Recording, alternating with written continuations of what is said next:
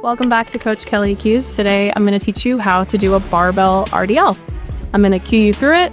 I'll show you how to set up and give you some common mistakes that you can avoid when approaching RDLs in the gym.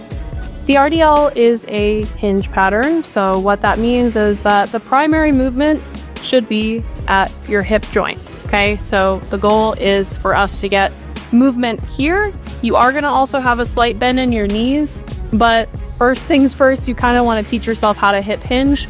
If you've never done that before, it's going to be very important for this movement. When we approach the bar,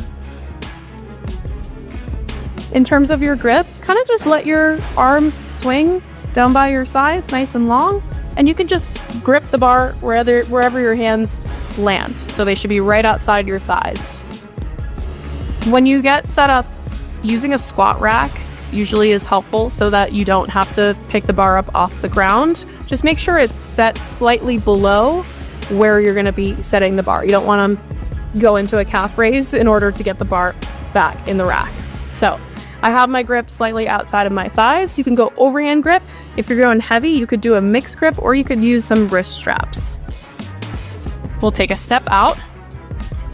I want to set my feet about hips width distance apart, okay? Once we initiate, you're gonna keep that bar really close to your thighs, almost to the point where you're sliding the bar down the fronts of your thighs as you push your butt back behind you. You do want to keep a fairly neutral spine. That will look different for everybody. It does not have to be perfectly flat. Some people do tend to extend a little bit more. Some people tend to flex a little bit more. What you want to avoid is going too far in either of those directions. So we don't need to be sticking our tailbone way up like this and jacking our neck up. We also don't want to be working like this with a super rounded spine. So splitting the difference is going to be a good place to stay. And as you noticed, when I'm coming down, my knees are also slightly bending. That is a characteristic of the RDL that allows us to get a little more glute involvement versus if you were doing more of a stiff-legged deadlift where we're trying to go for more hamstrings.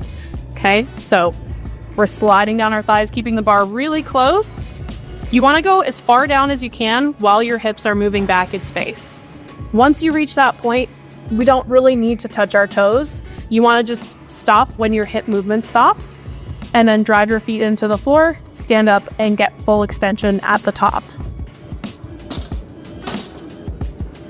Some cues one cue in particular that I really don't like is shifting all your weight into your heels. I've heard a lot of trainers and coaches, I myself have probably used that cue at one point in my career.